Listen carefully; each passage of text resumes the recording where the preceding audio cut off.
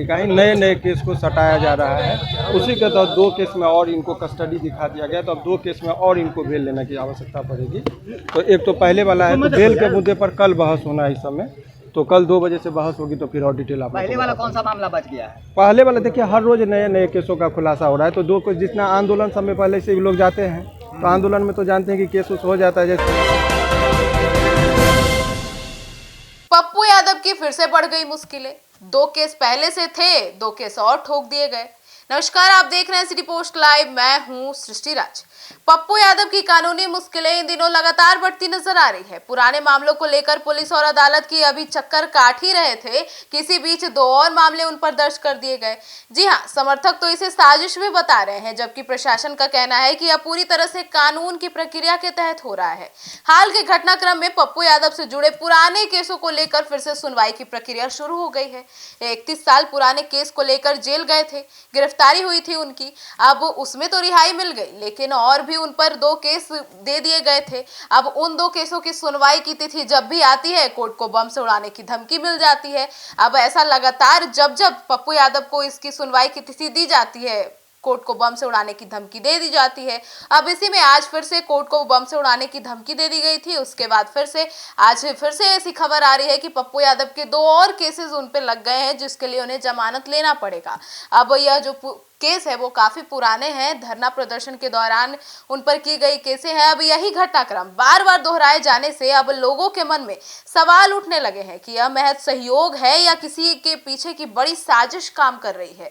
अब पप्पू यादव के समर्थकों और कुछ राजनीतिक नेताओं का कहना है कि उनके खिलाफ लगातार केस दर्ज होना और पुराने केसों और फाइलों को खुलना, अदालत की कार्यवाही के समय धमकियों का आना एक सोची समझी रणनीति का हिस्सा हो सकता है। अब उनका आरोप है कि उन्हें लंबे समय तक जेल में रखने के लिए माहौल बनाया जा रहा है, ताकि वे सक्रिय राजनीति से दूर रहें। समर्थकों का कहना है कि जब भी वह किसी बड़े मुद्दे पर सरकार या व्यवस्था के खिलाफ आवाज उठाते हैं, तभी पुराने मामलों को तेज कर दिया जाता है। अब वहीं दूसरी ओर पुलिस और प्रशासन का पक्ष इससे अलग है। अधिकारियों का कहना है कि जिन मामलों में कार्रवाई हो रही है वे पहले से दर्ज केस हैं और अदालत के आदेश के अनुसार ही कार्रवाई की जा रही है। उनका दावा है कि कानून से ऊपर कोई नहीं है और हर व्यक्ति को न्याय प्रक्रिया का सामना करना पड़ेगा। लेकिन पप्पू यादव के वकील ने भी हालिया बयान में कई सवाल उठा दिए। उनका कहना है कि सुनवाई के समय बार बार धमकी मिलना संदेह पैदा करता है और इसी निष्पक्ष जांच होनी चाहिए। वकील ने अदालत से सुरक्षा व्यवस्था मजबूत करने और मामले की स्वतंत्र जांच कराने की भी मांग की है। और भी कौन से 2 केसेस उन पर लगे हैं, इसके ऊपर भी उन्होंने जानकारी दी है। पहले सुनिए। देखिए, आज वो संजोग बस ऐसा रहा कि बम की जो अफवाह थी, तो 12 बजे के बाद सारे जांच पड़ताल के बाद जो है सो ये कोर्ट को खोला गया था, लेकिन एक वकील साहब की मौत हो गई थी, जिस वजह से कंडोलेंस से वकील साहब से कोई आज बहस नहीं कर सकते थे हम लोग। तो इस वजह से इनको 2 केस में और कस्टडी लिया गया है। जो कोतवाली थाना कांड संख्या है आपको 289/17 और एक और केस है कोतवाली का ही नए नए केस को सटाया जा रहा है। उसी के तहत 2 केस में और इनको कस्टडी दिखा दिया गया, तो अब 2 केस में और इनको बेल लेने की आवश्यकता पड़ेगी। तो एक तो पहले वाला है, तो बेल के मुद्दे पर कल बहस होना है इस समय, तो कल 2 बजे से बहस होगी, तो फिर और डिटेल आप। पहले वाला कौन सा मामला बच गया है? पहले वाला देखिए हर रोज नए नए केसों का खुलासा हो रहा है, तो 2 को जितना आंदोलन समय पहले से भी लोग जाते हैं, तो आंदोलन में तो जानते हैं कि केस उस हो जाता है। जैसे एक बार ये डाक बंगला चौराहा पर जो था, तो धरना प्रदर्शन के दौरान जो केस वगैरह हो जाता है, तो उसी के संबंध में जो है सो एक और केस को इस बार इस बीच में कर दिया गया है।